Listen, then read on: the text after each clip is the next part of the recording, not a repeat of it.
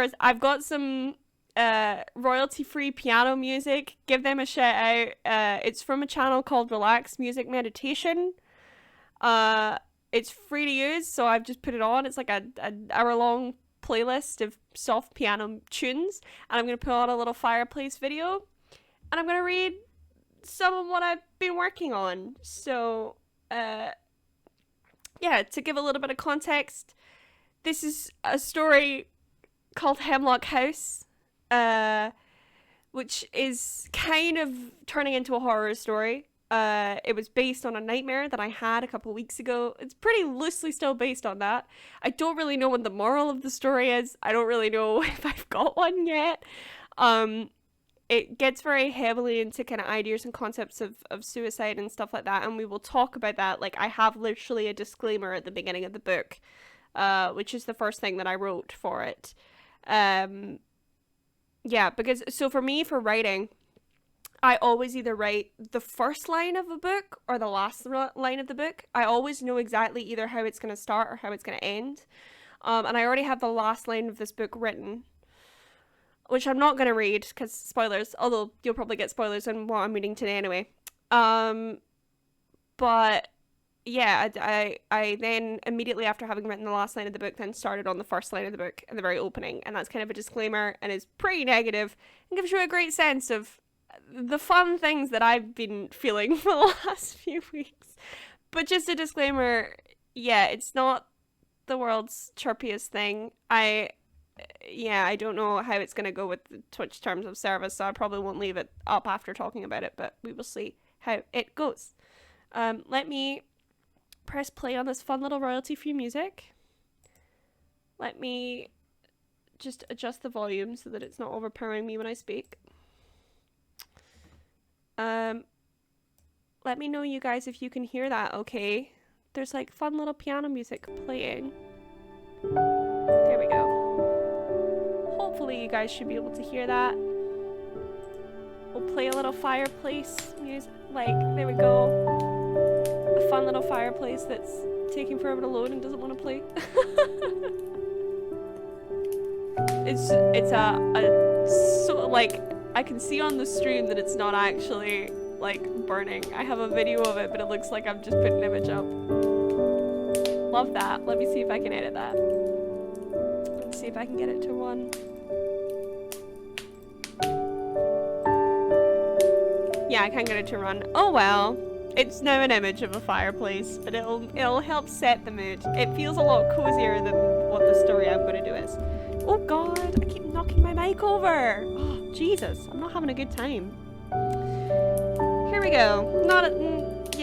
Pre-warning, not a very happy story. So I have two scenes that I've been working on. One of which is the opening, and I've written 95% of the opening. I'm nearly finished with that chapter, actually. It's around about like 6,000, 7,000 words at the moment. And I also have another scene that I've written that I thought about last night and I spent writing today. Ali Boyd says, oh no, my Wi-Fi. Oh god, my Wi-Fi is so awful. I hate this house for internet. I'm so sorry, folks. I just want to read my book. God damn it. We do love some chill piano. Yeah, we're enjoying just some chill tunes. So I think I'm going to start with the very, very beginning of the book and read up to the point that I've got there. And then at the end, I'll give you the little snippet of all the stuff that I've been working on. And I'll probably talk in between a little bit about, like, the ideas of it and where it's kind of been, where it's going, I guess, and what I've kind of got planned. Because obviously I don't have a lot of the sketches planned out yet. So this is Hemlock House, and this chapter is titled The Beginning. I will begin with a warning. This story is not for everyone. There are some who will read this and find it has no great effect on them. There are others who will feel it deeply and will use it to better themselves when moving forward. To both of those, I say, you may continue reading. However, for those of you who will find this story too heavy a burden to bear, even long after the last page has been read, I ask you not to read on. I pass no judgment on you. I do not want to imply that this is a negative response. Yes, this story is able to both help and harm those who read its pages. However, dear reader, I do not wish it to harm you. It is the last thing I would want.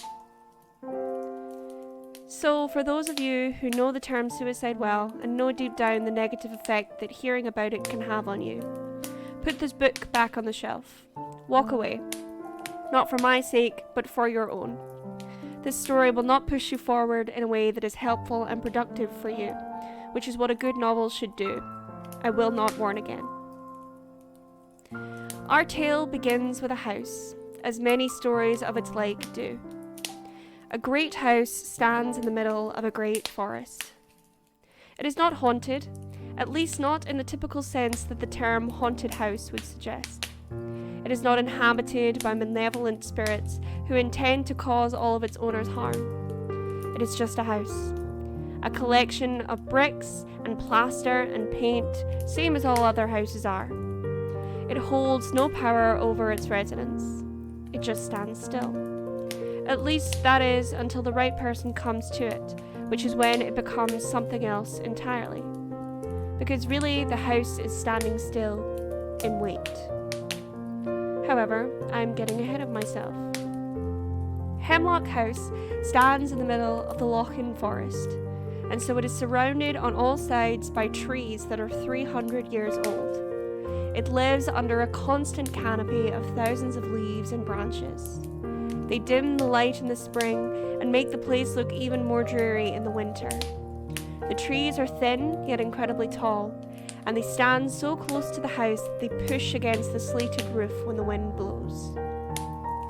300 years ago, the owner of the house decided that they wanted a forest around their property, although I couldn't tell you why.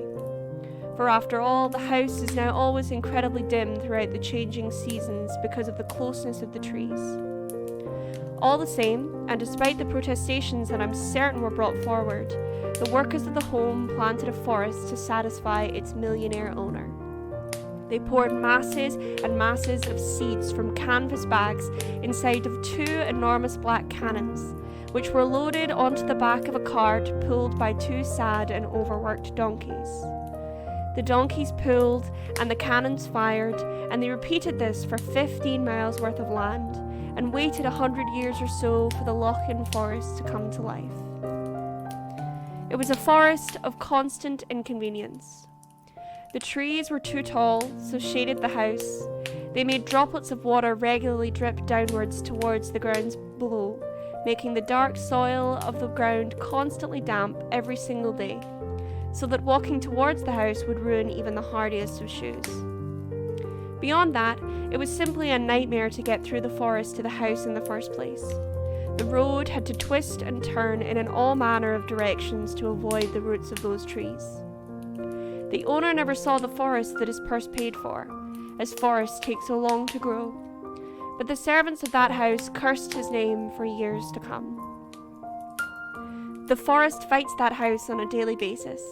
At least 3 trees have fallen down in strong wind and punctured either the roof, the wall, or a window. When the wind blows, the Lochin Forest moves, and it tries to get the house to move with it. That is only the beginning of the downfalls of the place. The plumbing in the house is a nightmare, and the roof regularly needs replacing, and it is always frightfully cold inside. Yet, despite all of these things, the house still stands, as it was built to do. Despite all of the trials that have tried over the years to wipe Hemlock House from the face of the universe, it has remained, although in rather different forms. Our story centres around a girl who came to Hemlock House through the inconvenience of the Lochin Forest. She approached the house on a summer day in late August, the week before high schools across the country were to open their doors once more to the loud and bratty youth of the day. Or rather, her group approached the house, for she was one of a number of people all going to Hemlock House at one time. She sat inside a large white bus, made to fit 40 people, but instead had only 15 people inside it at that present moment. They had been travelling together for almost 2 hours after having left Glasgow that morning. For the last 30 minutes, they had been inside the forest, seeing very little of the sunlight through the leaves above them. The The road was dirt gravel, single track, wide enough for just one car, and it twisted and turned regularly. As such, all the passengers were feeling rather ill. Every time the bus approached another turn and the driver spun the wheel, it seemed as though the entire vehicle was going to fall flat on its side, taking all the passengers into a ditch with it. So the people inside bumped and shook along with the bus, and at every corner they sucked in their breaths and let them out again shakily when they made it through the next turn, only to suck them in again as soon as the next one approached. Lucy had been struggling to concentrate on her book because of this. For the first 10 minutes or so of the forest road, she really tried to commit to it. However, by this point, she had completely given up on trying to maintain focus through her feelings of discomfort. She had thoroughly enjoyed it for the first leg of the journey, getting so lost in its red hardback cover that she forgot for a while that she was travelling at all. It was a rather odd choice for a girl of 17. It was called Kind Words from an Old Man, Sermons from Father Green, and many others would undoubtedly see such a book on a shelf and immediately put it back. Or, more likely, others would never pick it up in the first place. It was a simple book and did exactly as the title suggested. It was a collection of sermons from a priest who had preached nearly 100 years before her time. Lucy had chosen to read it for reasons that will be explained later. However, she hadn't expected to enjoy it quite as much as she did. She was surprised to find how much she had related to the things the preacher had to say. The sermons covered a massive variation of topics, from family to poverty to the seasons. He had a lot to say throughout his service to the church. Not everyone applied to Lucy in a way that she could understand, but many of them did. On suffering, he had said, "The Lord does not make you suffer, nor do you suffer because you are far from God, although many would claim that this is why. Rather, we suffer because, as humans, it is what we are built to do. It is what makes us beings on this earth rather than beings of heaven. Suffering is the very thing that makes us human. This was why, when Jesus walked upon the earth, he was given a crown of thorns and paraded through the streets with a cross. He had to suffer in order to understand truly what it was to be human." Oddly, this was a thought that Lucy found a lot of comfort in. She preferred the idea that suffering came from just existing as a human being. You may be asking yourself why. Why a 17-year-old would be so comforted by the idea that her suffering was natural. However, in order to understand that, you need to understand the deep loneliness that comes from being an adolescent. For if you are a teenager now, or if you were one in the past, you can relate to the overwhelming and terrifying feeling of loneliness that exists within you. It isn't there as a child. You don't ever really feel small within the universe. However, you hit the start of your teenage years, and suddenly it seems as though you are the only being on the planet. This loneliness appears within us and spreads into everything we do. By the time we are grown, we have learned to deal with it, move on from it. It is still present, but we find things to combat it and we move on. But as a teenager, it is only just beginning, and the panic it causes is so real. It seems as though no one understands, as though no one ever could. You hear only your own thoughts and feelings, and it is your voice alone that stands out in the crowd of life. You feel truly as though you were hanging by your fingertips off a cliff, and no one is coming to rescue you. Lucy liked Father Green's passage because she had that loneliness inside of her, and in the days leading up to her reading that book, it had been steadily growing, so that she felt more alone in her mind than she had ever been. Father Green's passage told her that feeling that way was human, and if she felt the overwhelming suffering of being lonely, then everyone else felt it too. It was comforting to know, or at least for her it was. Lucy had been engrossed in the many words of Father Green, and had enjoyed hearing about his thoughts on a great number of things after that passage. For, as she was still in her youth, she was inclined to agree with everything he had said after she had agreed to one thing he had said. However, the red book had been set aside when she needed to grab a hold of the windowsill and the side of the seat when the journey became unbearable. She could only really see the passenger on the seat in front of her, as the lights of the bus were off, and there was hardly any light coming from the outside. Everything apart from the seat there and the seat behind her was covered in a dim grey shadow, allowing for nothing more than the general shapes to be seen. The girl in front of her had had her head lying back against the headrest, headphones in her ears, somehow sleeping through the bumpy journey. Lucy could only really see the left side of her head, but she was impressed to see the girl's face relaxed and not at all concerned about the journey. She was pretty. She had long dark hair, made even darker by the light in that bus, and she had pale, slightly freckled skin. Lucy had smiled at her when the girl had initially sat down in that seat, but they had not spoken at all. Lucy had been the first on the bus that morning. Only her teacher, Mr. Fraser, had arrived before her. It had been interesting for her to sit there and watch as the others entered the vehicle after them. Mr. Fraser, a young teacher with a ginger head of thinning hair who couldn't be older than 30, had stood at the front of the bus and smiled his kind smile and offered his bony hand to every other person who had entered.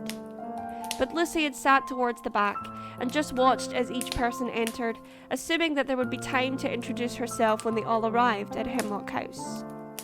There had been one other teacher, a woman, although Lucy was too far away to catch her name.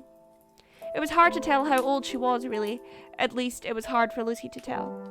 She had a kind of washed-out brown-coloured hair, which was worn tightly in a bun, and she had a pair of thin gold glasses on her face.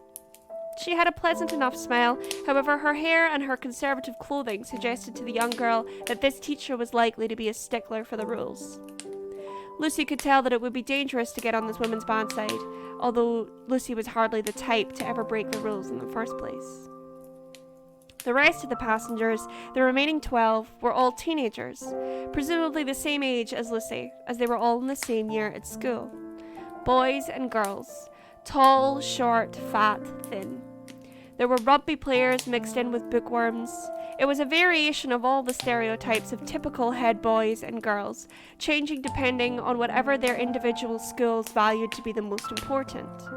For example, the black uniforms of St. David's presented a boy and girl who were clearly built to be athletes. The school prided itself on nurturing the very best of Scotland's athletic ability. Therefore, it was hardly a surprise to Lucy when she saw a head boy and girl with clearly muscled bodies and solid handshakes that almost seemed to injure her teacher at the front of the bus. They had sat together at the front, so Lucy hadn't had to exchange any words or pleasantries with them yet. Behind her, the opposite end of the spectrum had sat. The head boy of McKinnon High School was clearly valued for his brains rather than for his brawn. He was on the skinnier side and was clearly quiet. He barely talked to his partner, yet alone to anyone else on the bus. Yes? I've currently got a knock on my door. Hello? I asked not to be disturbed. Cool. Goodbye. They're not gamers, I'm reading.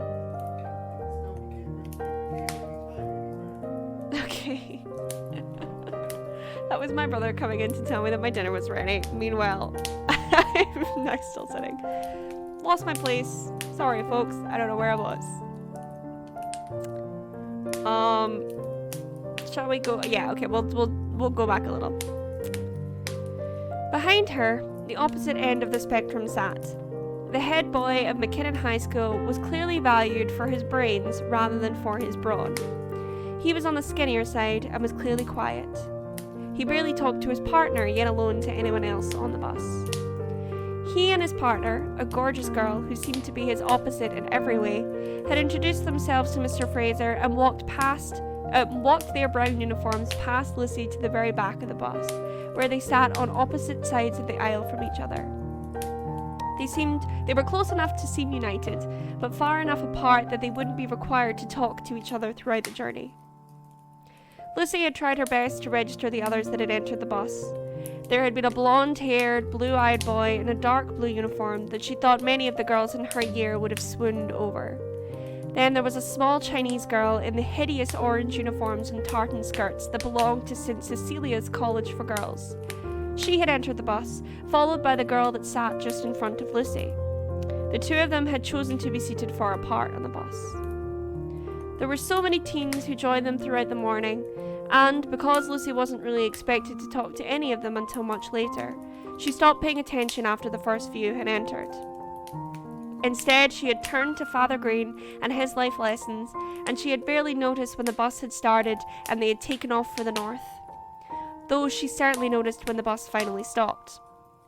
After 20 minutes of the horrific section of the journey, the bus turned to the left for the final time and headed up the first straight road that it had encountered in the last half an hour. It was a long road under the thick canopy of leaves, and the entire bus, the driver included, heaved a sigh of relief that the worst now seemed to be over.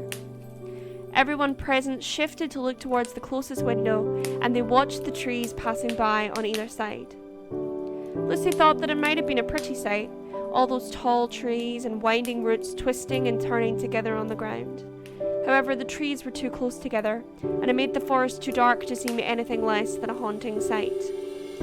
Then, the bus turned itself to the right, and looking through the window on the opposite side of the bus from her, she saw the house for the first time, standing there in the middle of the wood. She stared at it for a minute, even after the bus had officially stopped, and everyone around her had jumped out of their seats and began to stretch their legs. There was a flurry of movement around her, but Lucy only managed as far as taking off her seatbelt and standing to get a better look at the house. She ignored all the noises around her and stared through the passengers that walked past her in the aisle to exit. She was too focused on the sight of Hemlock House. "It's something else, isn't it?" said a voice from right next to her, shocking her out of her daze. She turned to her right to see the girl from St. Cecilia's, who had been sitting in front of her throughout the journey, headphones now out, dark blue eyes now open, staring at her. She stood there in her hideous tartan skirt, smiling at Lucy. "You don't see houses like that every day," she said in a sweet, soft little voice. It was the voice of someone who was naturally on the shy side, yet had been taught that it was better to speak up than to be quiet, so it had a softness to it that didn't match its volume. She turned her eyes to the house now, but Lucy just stared at her, trying to decide what to say. "No, you don't," she agreed, and nodded her head at the girl. She didn't really know what else to say, or how to continue this conversation, so she grabbed her book and her small side bag and went to rush after everyone else and exit the bus. She didn't look back to see if the girl had followed her out. The house was in front of them, at the top of a gravel path leading from the concrete road that the bus was parked on. There was a small hill which the house stood at the top of, looking down on the vehicle and the people standing there. The driver was hauling their bags out from the understorage of the bus and chucking them onto the concrete road. The rest of the teenagers were taking their bags from him, thanking him and moving to stand slightly apart from each other in a large circle on the road, waiting for further instruction. They stood in the groups of their uniforms, 2 of each colour: dark blue, brown, black, red, purple, and finally the orange. Lucy was alone in her pale blue blazer and black skirt. She had no head boy to stand beside, and when she joined the circle, she could see the others notice this as well, looking behind her to see if there was another person still on the bus. There wasn't, and when they all realised this, many of them exchanged a look with their partner. When the circle was assembled, with their heavy suitcases resting on the ground in front of them, the teacher stepped forward to join the group. They stood together, next to the black uniformed boy and girl, as though they were also just another pair of students. "Hello all," said the woman. "Hello, hello miss, good morning," replied the teens from different points in the circle. "Welcome to the leadership retreat," she continued. "I'm Mrs. Finley. I teach at Morton's High School." And she nodded at the purple uniform standing to her right side, who nodded back at her politely. "I'm Mr. Fraser," said Lucy's teacher, "and I teach at Kincaid's College." And he nodded at Lucy, who wanted to disappear under the group's stare. "Thank you all for being very prompt this morning. We have arrived exactly on time, which is an excellent way for you all to begin," said Mrs. Finley, smiling at them, although it looked almost as though it was a painful expression for her. It seemed to Lucy that perhaps this woman was more comfortable with giving out punishments than praise. Her voice was tight and commanding, and all the students seemed to stand a little straighter for her, despite their stiffness from the trip. "We are looking forward to getting to know you all throughout this week," Mr. Fraser added. His voice was much weaker than his partner's. He was a kind man and a good mathematics teacher. Lucy really liked him. However, he seemed so pathetic next to the determined woman on his right. He was thin and wiry, built a little like the trees surrounding them. Although the trees at least seemed to give off an air of strength that Mr. Fraser didn't have. If the wind had blown then, the trees would have stayed, and Mr. Fraser probably would have blown away in the breeze. Blown up in the... Let me read that sentence again. If the wind had blown then, the trees would have stayed, and Mr. Fraser would have probably blown away in the breeze. "We'll head up to the house now. Please bring your bags. While we walk, we want you to walk beside a pupil from school." Oh, it's not going well, folks. I'm sorry. I'm messing up so much now. Okay, we'll bring it back. "We'll head up to the house now. Please bring your bags.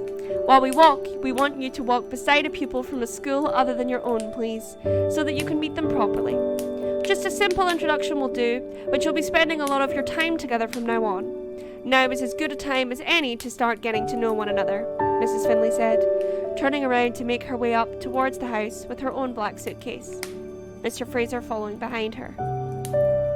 The teenagers stayed in the circle for just a second, analysing each other, trying to get a sense of who would be the easiest to talk to on the way up the small hill to the house. While they were probably more outgoing than your average high school student, as they were all head boys and girls in a leadership role, they were expected to be at least slightly popular. They were still teenagers, and reluctant to speak to those outside of their own social circle. They all looked around for the people that seemed to be most like themselves, and then the circle split. The black uniforms were the first to move, each of them grabbing the pupils in red, who seemed to be the other sporty types of the group. With that example, the rest began to split and chat to each other while pulling their suitcases up the gravel path. Lucy assumed that she was likely to end up on her own, as she was the only person there by herself, making her the odd number in a group of even ones. However, when she started the walk up the hill, dragging her heavy bag, she realised that someone was next to her. "I'm starting to wish I didn't pack so much," said the blonde-haired, blue-eyed, handsome boy in the dark blue uniform. Lucy was surprised to hear someone talk to her, so it took her a little longer to reply than it should have. And when she finally did speak, her voice sounded weaker than it ever had before. "I don't know how people can pack lightly. It doesn't make any sense to me when you never know what's going to happen." Surprisingly, he laughed at this, perfect white teeth showing, and the hand that wasn't carrying the case went to ruffle his own hair. "Exactly," he said excitedly, as though they were no longer talking about packing. "There's so many things that I might need. Extra shoes, a coat for colder weather, an umbrella for if my coat rips for some odd reason," he said, laughing and watching for her response. "Another coat for when that umbrella breaks after your first coat rips," she said sarcastically. "Then a bucket for when I decide to give up entirely and decide to just catch the rain instead," he said, laughing, and Lucy couldn't help laughing along with him. He may have been conventionally good-looking, but she could already tell that he was weird, and she liked that in people. "I'm Lucy Watts," she said, putting her suitcase on the ground to offer her hand for him to shake. "Archie Boyle," he replied, putting his own case down to shake it. "You'll have to remind me," she said, pointing her hand at the symbol on his blazer pocket to indicate that she wanted to know what school he was from. "St. Andrews," he replied. "You're from Kincaid's, right?" he asked her. She nodded and waited for the inevitable question about the head boy that she was sure was coming in a second. "Your football team is shit," he said, surprising her completely. "What?" she spluttered. "Your football team's shit," he repeated, flashing his white teeth again and shrugging his shoulders at him. At her. I just realized the repeat. Shrugging his shoulders at her. "I know," she said, matter-of-factly, and she heard him laugh heartily in response, clearly not expecting her to reply that way. "I didn't think you'd agree to that." She shrugged her shoulders at him. "Everyone knows it, and so do we," she said. Basketball's our best, apparently. Fuck that, he exclaimed loudly before looking around to check that the teachers were too far to hear by that point. In fact, they were pretty far from everyone else by that point, having stopped in the middle of the path while the rest of the group moved on. Neither of them could deny that it was because both of their cases... Sorry, I keep getting confused. I'm not doing well, I'm sorry, folks.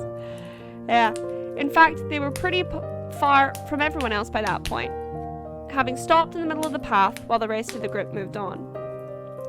Neither of them could deny... Oh, I'm getting a phone call. Oh, goodness. Why am I getting a phone call? Okay, sorry. Oh, it's chaos. Chaos has struck. I actually hadn't realized how much of this I had written until now. Sorry, folks. I didn't think it was going to be that long. Oh well. In fact, they were pretty far from everyone else by that point, having stopped in the middle of the path while the rest of the group moved on. Neither of them could deny that it was because their cases were too heavy, and they had both needed to take a break. Although if anyone had asked, they would have said it was because they were enjoying the conversation. Which wasn't necessarily a lie. Excuse me? Lucy said, laughing away at him. Fuck that, he said again, though this time he said it much quieter, so that he could be certain only she could hear. That's not a real thing, and everyone knows it. Only about 3 schools that play it. Not hard to be best when your only competition is a primary school. And they were both laughing loudly now. I've only just met you and you're insulting my school already? Jesus, that's not a good sign, Lucy said, finally picking up her suitcase and continuing up the path. The rest of the group were at the front door now, being let in by whoever just opened it. Start as you mean to go on, Archie said, carrying his own suitcase again from beside her. Gotta do something to entertain ourselves while we're learning about Leadership 101 or whatever it is they're gonna teach us. Might as well insult schools. God, you're right. This is gonna suck, she said. Yup, he said, popping the P to emphasize his point. But hey, if it's that bad, we can always use my bucket for a game. We can throw shit into it. Lucy stopped again, looking over at him. Please tell me you didn't actually bring a bucket. You'll never know, he winked at her. By this point, they had reached the house, and were the last to pass the great stone pillars and enter in through the white painted windows. There was a large circular entryway with a black and white tiled floor and white painted walls. It had doorways to the right and left, and a large archway to the back leading through to the grand stairwell that could be seen by the 2 teenagers as they entered. The ceilings were tall, and the furnishings were minimal. If Rich was a house, this would be it. Lucy looked at Archie and raised an eyebrow to him. He smiled at her and raised an eyebrow back, dropping his case suddenly on the ground. Yes, this will do nicely. My butler can take my bags on from here, he said. Lucy laughed at him, but she kept a strong hold on her own bag. She analysed her surroundings. The rest of the group had clearly moved on, though she could hear the echoes of their voices against the vast walls of the entryway. Wherever they were not far. The house had immediately shown its luxury from the moment she had first laid her eyes on it. She felt almost as though she had stepped into another world or time.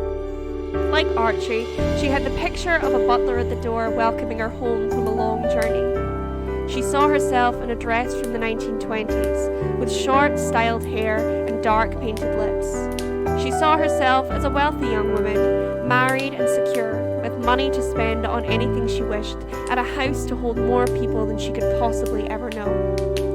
Lucy had stepped through the doorway, and for a moment she was no longer herself. I could get used to this, she heard Archie say, and she turned to look at him. He was now standing in the left-hand side doorway, looking through to see the room there. She moved to go join him, before she was startled by a sudden voice. Stragglers, it said. It was a tough sound, and shocking to Lucy, who was still in her historical daydream. She turned to look and saw a grey-haired lady with a wrinkled, stern face. Her hair was short, and while it was down, it seemed as though not a single hair was out of place. Her hands were clasped in front of her pale pink cardigan and brown skirt. She was frowning at Archie, clearly disapproving of his exploring, even though he had only walked 2 steps into the house. This way, children, she said, adding a slightly harsh tilt to the last word, and she turned to walk in the direction of the stairway. Lucy and... Oh, Sorry, I might just notice my Wi-Fi's cut again. No? Are we good? Oh, Ali said, don't worry, you're doing very well. Thank you. This is very stressful. But it's, hopefully it's going okay. Lucy and Archie looked at each other, the shock clear on both their faces, before it faded away into humour. Children, Archie whispered, in the same clipped way the woman had said it, and the two laughed a little. Lucy followed the woman immediately, and Archie, picking his suitcase up from where he threw it, followed after. The woman walked quickly, and Lucy had to work hard to keep up. Her suitcase seemed to be getting heavier the longer she held it for, and her arms were starting to ache with the effort. However, she didn't think that the woman would appreciate her resting for a second, so she bit her lip and carried on. Lucy had been right to assume that the rest of the group wasn't far away. The woman led the two in the direction of the staircase. The woman led the two in the direction of the staircase, turning left before she reached it, and then leading them into a very large sitting room, painted in a pale blue. It took only seconds for them to reach the others. The rest of the group were all there, sitting on powder blue and grey sofas which were scattered throughout the large room, facing a massive white-tiled fireplace, which currently wasn't lit. There was a massive rug across the floor, hiding the same tile from the hallway, and trying to make the room seem cozier than it was. It was too large and too cold to really give a sense of comfort to its occupants. Lucy noticed that the room was facing the back of the house. It had massive glass windows that showed the garden filled with trees. Despite these windows, and despite it being afternoon, the room was dim enough that someone had turned all the lamps on, although it seemed almost as if the lamps barely touched the grey that was brought in from the outside. The suitcases were piled up by the doorway, so Lucy and Archie added theirs to the pile and moved to find seats. Lucy sat on a sofa below the window, which was a soft velvet material, in the same matching blue as the others. It was fairly solid, but not uncomfortable. It was big enough that she was able to sit on one end and still have a gap between her and the two purple uniforms sitting together on the far end of it, closer to the fireplace. She had hoped Archie would sit next to her, but he sat instead by his head girl, a redhead in the same uniform of blue. Indeed, despite the outside introductions, it seemed that everyone had moved back into their school pairs, and so once again Lucy was left all alone. Altogether, they made a large circle again, similar to outside. The two teachers stood in front of the fireplace. On the couch at the windowsill sat the two purple uniforms and Lucy. Opposite them, against the wall, there was a grey couch, which sat the black and red uniforms, who seemed to be in quite a spirited discussion about something. Two armchairs were to the left of that. Right of that. I've just realised my own situation doesn't work. Two armchairs were to the right of that, squished in between two couches, both of pale blue, and there sat the brown uniforms. The last couch, the biggest, had dark blue, Archie and his head girl, and the orange uniforms, two girls, one of which had sat in front of Lucy on the bus. That girl was watching Lucy now. There was not much distance between them, even though they sat on separate sofas. "You must be a heavy sleeper," said Lucy to her, and it was only after she saw the girl's confused face that she realised how creepy a thing that was to say to someone out of the blue. "I just mean, I saw you sleep through the bumpy part of the drive. It's impressive," she continued, attempting to fix this terrible social interaction. She was sweating, and her hands twisted in her lap. The girl still seemed a little confused at Lucy's choice of conversation, but she laughed politely. "I am," she said. "Always have been. My mum says our house could be in flames and I'd still sleep through it." Lucy smiled back, grateful that the girl had been nice enough to indulge her conversation, even if it was odd. "An odd read," the girl said quietly, and at Lucy's confused expression she pointed at the book in Lucy's hand. Truthfully, Lucy had forgotten that she was holding it at all. She had picked it up on the bus, and after that she couldn't really remember either letting it go or holding on to it. All the same, it was now there on her lap, and she suddenly remembered it. Yeah," she replied. "It's an interesting read, actually. I'm really enjoying it." She planned to go on to tell the girl her reason for choosing such odd reading for this trip. However, she was interrupted by a cough at the front of the room from an adult that she hadn't noticed come in. "Attention, if you please." He was an Englishman, an accent that was obvious in a mass group of Scots. He was a dark-skinned man with a grey head of hair and a serious face. It seemed that the youngest of the people in the room, other than the teenagers, was Mr. Fraser, which suggested to Lucy that rules were going to be a key point on this trip. All the others, including the woman who took them through the house, seemed to be hard, unsmiling, old people. "Welcome, all of you, to your leadership retreat." He clapped his hands together, as though excited, but his face registered no change in expression. "We are pleased to welcome you to Hemlock House. I am Mr. Lyle. I am the leader and organizer of this retreat. For 10 years, I have ensured that the leadership of our best schools across Scotland are well trained for the challenge that lies ahead of them." This part of the speech was clearly memorized. Indeed, he had been organizing this trip for years. He was a choir teacher at St. David's. Lucy had already been told that. A choir teacher turned retreat leader who prided himself on this retreat specifically. She had been told by her own headmaster that it was an honour to be invited. The schools considered themselves the best of the best if they were asked to send their heads. Lucy had felt pride in being selected head girl by her fellow pupils. However, by the time she had been asked to attend the retreat, the pride and excitement about the position had faded. She had known she was going to be attending it all alone, so all summer she had dreaded it. The other teenagers were likely honoured to be there, but she was the exception. Mr. Lyle looked around at the head boys and girls of this, the 10th retreat, and nodded his head at what he saw there. "You are representatives of the highest schools across the country. I expect you to act as such while you are here. Work hard, pay attention, and refrain from doing anything that we would disapprove of." He moved to rest one of his arms on the top of the fireplace, a move that would have looked casual on anyone else. However, it seemed that the man had so much tension in his body that no position would have helped him remove it. Lucy wondered if this had always been the case, if he was tense even as a small child. "Let's begin," he continued, "by introducing ourselves. We'll go around the circle. Only your name is needed for now. You will have the chance to properly chat later." He nodded to the 2 black uniforms closest to him from his own school, St. David's High School. "Martin Thompson," said the muscled teen, clearly a boy of few words. He nodded his head, said his name, and looked at his partner. He had a head of dark hair and a slightly squished face. Lucy wondered if he was born looking that way or if he had been in an unfortunate rugby accident. "Anna Smith," said his partner, just as gruffly, although at least she tried to smile a little as she said it. It did nothing to improve her face.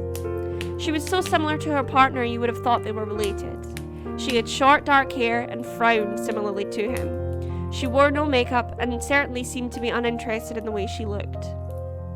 Next to them were the red uniforms, Burroughs High School. "Davy Campbell," said the boy, smiling at Martin next to him as though they were in on some joke together, despite having only met a few minutes ago. Clearly they had bonded. He was also a sporty type, with a head of very short, dirty blonde hair and a long nose. "Caitlin Brown," said the girl with an unfortunately high voice for someone who also seemed to be rather athletically built. Both Burroughs and St. David's certainly valued their sports players. She had long brown hair and sunburnt skin, as though she had spent all of her summers outdoors. Lucy thought she probably had. On the armchairs, Brown, McKinnon High School. Hassan Amin, a Pakistani boy with a thick Glaswegian accent, who nodded seriously, addressed his name not to the room at large, but to the teachers, whose attention he clearly cared more about. He kept looking at them and their response through all of the introductions, judging his reactions off of theirs. Nora Black, said a small girl, also in brown, next to him. She had tan skin and the longest chocolate brown hair that Lucy had ever seen. She was gorgeous, and she was aware of it. They were an odd pair. It seemed that one was focused on the adults, while the other demanded the attention of the teens. Or perhaps that was how their partnership worked. Archie was next, from St. Andrew's High School with the dark blue uniforms. He smiled at the room in a dashing way before stating his Archie Boyle, and Lucy saw how Nora on the chair to the right of him swooned a little at his name. Sorry, I just got a message in. I'm being so bad at paying attention.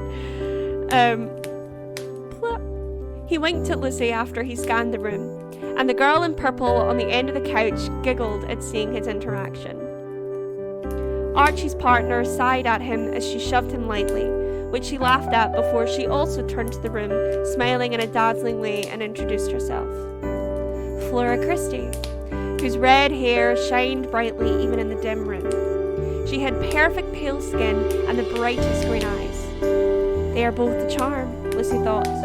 They had charmed their way into the headship and charmed everyone in the room in an instant. Even the teachers, despite all their harsh appearances and lack of smiles before, now smiled at the two heads who had only said their own names and nothing more. Orange followed, the girls of St. Cecilia's College for Girls. Maria Lamb, a Chinese girl, said her name very quietly, and she looked down at the floor immediately after she said it, and played with the hem of her bright orange blazer. She certainly was the shyest of the entire group. Helen Burns, said the girl Lucy had spoken to before. She was very pretty, Lucy thought again, dark hair flipping over her shoulder. She had the softest voice, though it still had that volume to it. She had spoken very quickly after her partner, as though to prevent the eyes lingering on the nervous girl for too long. Lucy was immediately struck by the kindness of that. They were already an excellent pairing, if Helen was already prepared to step up to help Maria. Lucy was next, in her pale blue of Kincaid's College. Lucy what? She said for the second time that day, and she imagined she would be repeating it a great many more times before the day was out. She said it, but saw that all the focus shifted immediately to the empty seat beside her. They would all only know her as the girl without a head boy. She could hardly blame them. Lucy didn't ever think there was anything particularly interesting about her. She was pretty enough. She had long blonde hair, which she always wore in a simple plait. She had pale skin, which gave away a summer spent indoors in her reading nook. She was clever enough and all right enough at sports to be on the hockey team, although their school team wasn't exactly brilliant. Lucy was perfectly average in her mind. Not popular, not clever, not astounding. It had honestly been a shock and a privilege for her to have been picked as head girl. However, she knew that was all down to Adam, who should have occupied the seat next to her now. The group looked at the empty seat and then all pretended that they hadn't seen it. Next and last, the purple, Morton's High School. Richard McCabe, said a boy with long curly brown hair, or as long as it could be for a respectable establishment. Lucy knew that it was probably the exact length that it was allowed to be. He had a sweet smile, and his hand was attached to the head girl next to him. Clearly a couple, which Lucy thought was never going to end well. Kelly Monroe, said a dark-skinned girl who smiled lovingly back at the boy next to her. She had long hair in dreadlocks, and smiled sweetly at her boyfriend, the rest of the group forgotten. It made everyone a little uncomfortable to see. Once everyone had introduced themselves, the teachers said their names once more so that everyone could try and learn them, although it was a lot to memorize. Lucy was good at names, and she was likely to remember them all, but she would understand how others could forget. And that's it for now. Jesus. I didn't actually think I had written as much as I've written. That's about 8,000 words, give or take a little bit, which is quite, it's quite a long first chapter, which I thought about maybe cutting in the middle after she kind of reaches Hemlock House, but I thought I'm gonna try and get through all of the main introductions of the characters, because there are quite a lot of them, and trying to come up with like that many distinctive character traits in a group of teenagers is quite a tough one. A tough thing to do. So I can't believe that actually took me so long. It's 7 o'clock now already, which is when I was planning on finishing. I have the first kind of scene of the horror-y type bit that I wanted to read, because so far obviously it's kind of reading like a basic novel. There's not really much horror to it. It's just very much an introduction to you know, the space that we're in and the characters that we have. You guys may have noticed I didn't describe any of Hemlock House. That is intentional. I described the outside and the forest and the general atmosphere, enough to kind of give the reader a sense of where we are. I'm happy to describe the inside of the house, but the actual external of the house I think is probably going to be a description about halfway through. And so I do have a couple plans for where that's going next, etc. So I know basically where I'm going to cut off the end of the first chapter.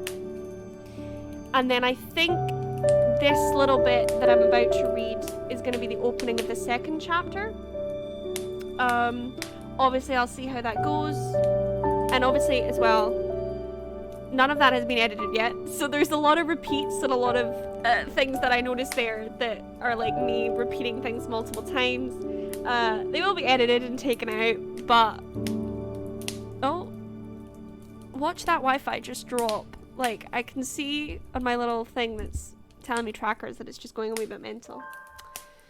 Let me jump over to the stream and see if there's any chats. Okay. I'll read the next wee bit. I genuinely do, so my whole purpose of doing this was actually so that I could get it off my chest and feel a little bit lighter. And I actually already do feel a little bit lighter. Next one then. This is a much shorter segment, you guys will be happy to know. And this is kind of the first sense of when you start to get the kind of horror sense type situation. So this little part I've called Hemlock House, the Dream. Spoiler alert. Okay. Lucy stood at a gated wall, one that she knew very well. One half was made out of a deep red-coloured brick, with a black iron fence making up the other half. The wall came up to just under her chin, so that she could rest her face on the bars in between the black spikes while she waited.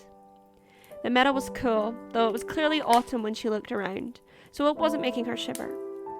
She rested there, arms holding onto bars, and she watched her school around her. Past the fence was the formal entrance to the school, one used just by guests and by the sixth years, who were old enough to use whatever entrance to the school they wished.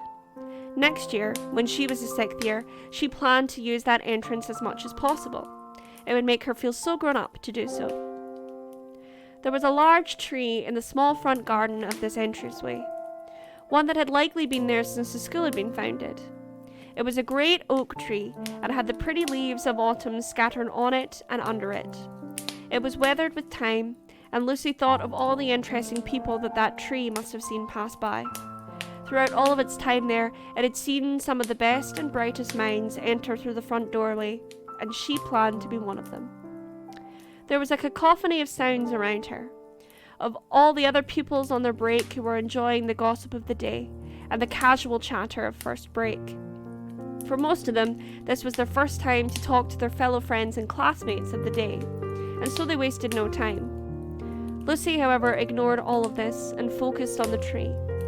She ignored the masses of pale blue that passed her by, as she did every day. She was an old soul and wasn't interested in casual chatter or talk. She much preferred to be left alone with her thoughts. "If you like the tree so much, just marry it already," said a boy's voice from her right side. He said it jokingly, and Lucy let out a sigh of relief to hear that voice, although she wasn't sure why. She turned to see her best friend Adam smiling at her, his arms crossed over his chest, analysing her. "Maybe I will," she said sarcastically back.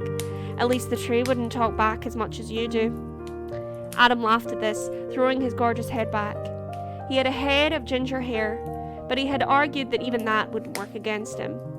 He was strong, tall, and very handsome, able to pick up anyone he chose, boy or girl, whichever he fancied. "I promise you I won't talk back if you marry me," he said, moving forward to wrap one muscled arm through hers and drag her away from her comfy spot on the fence. Lucy wriggled her nose in response to that. He always joked about it, but it was always such an odd thought to think about, the two of them together. She didn't understand the appeal, but he always joked that she was the only person he could ever commit to. Indeed, she was the only completely steady relationship in his life, and they both knew it. However, Lucy never could have seen him as anything more than her best friend, despite what all the school gossip said. "You would still talk back," she said to him. "I actually think it would just encourage you to do it more." Anyway, I wasn't thinking about the tree. I was thinking about 6th year, she said. Do tell. He was pulling her out towards the school sweet shop, where all the pupils went on their break. His eyes were on the crowds ahead of them, the sea of blue, all travelling towards the same destination.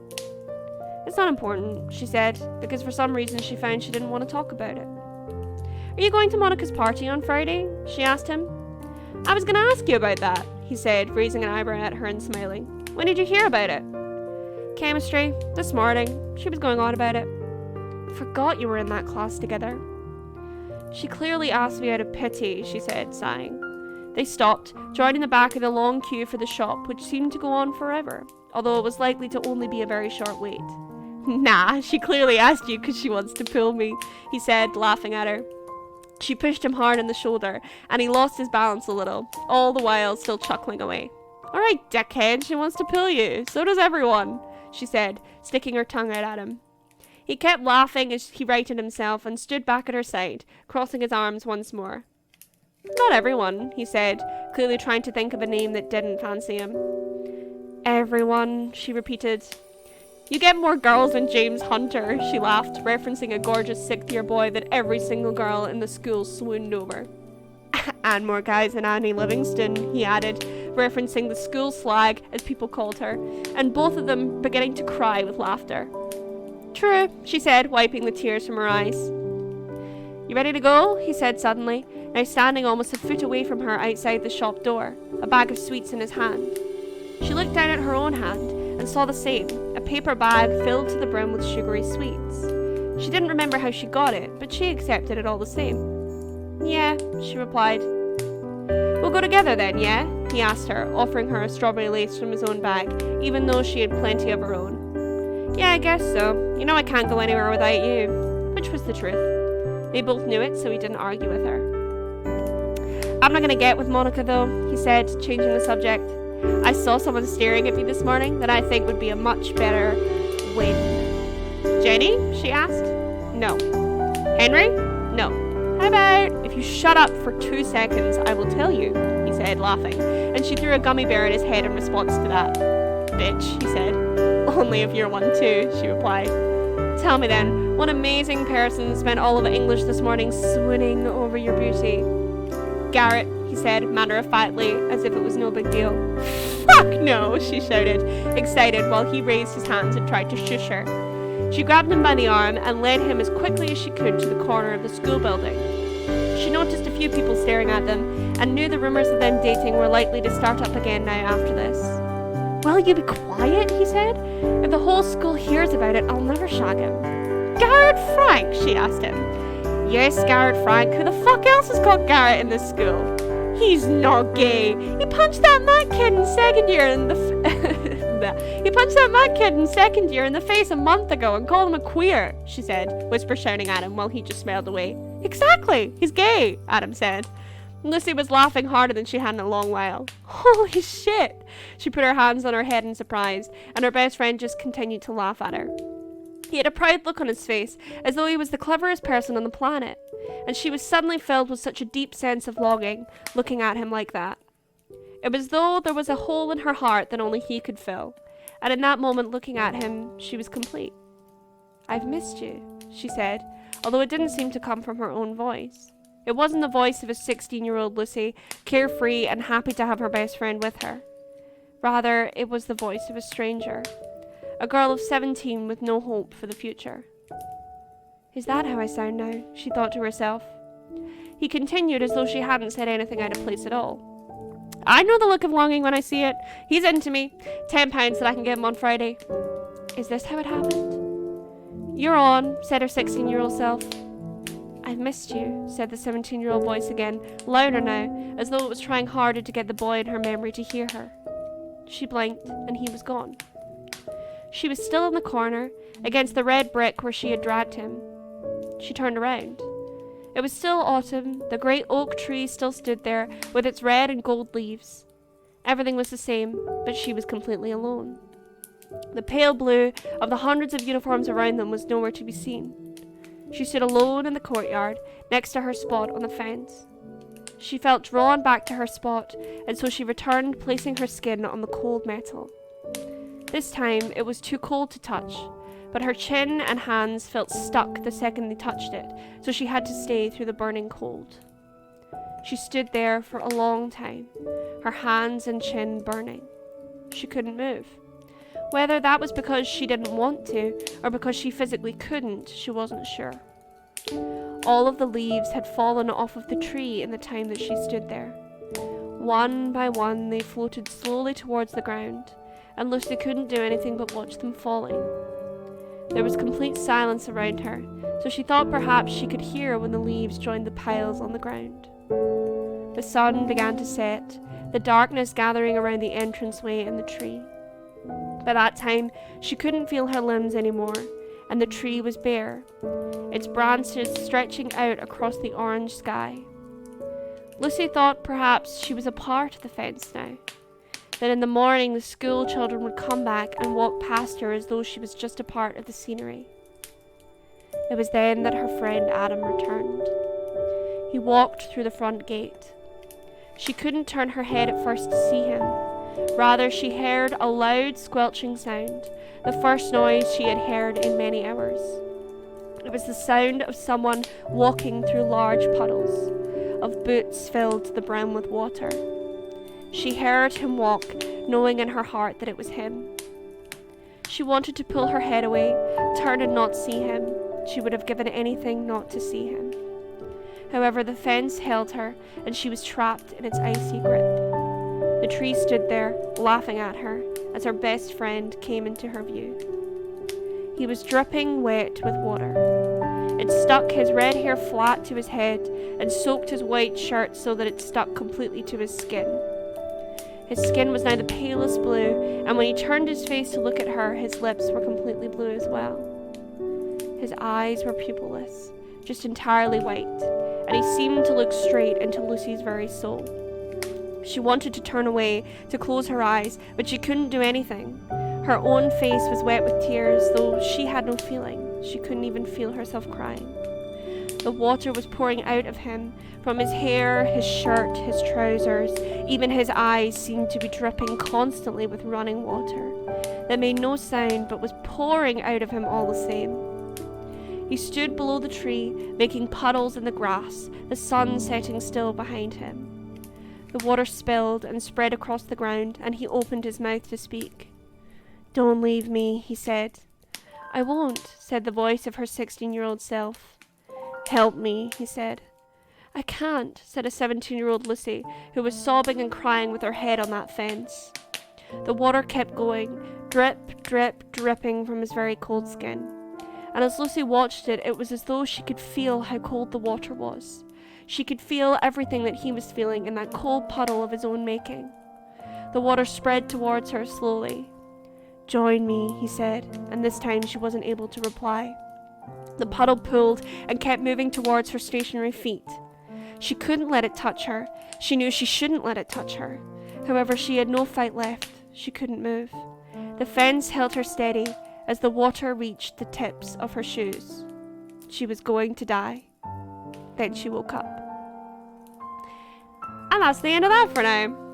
A real happy bit, I know. Oh god. Yeah, that's potentially the first scene of chapter 2. A fun and happy tale. I'm sure you can tell. Anyway. Oh, Ali Boyd said the tears.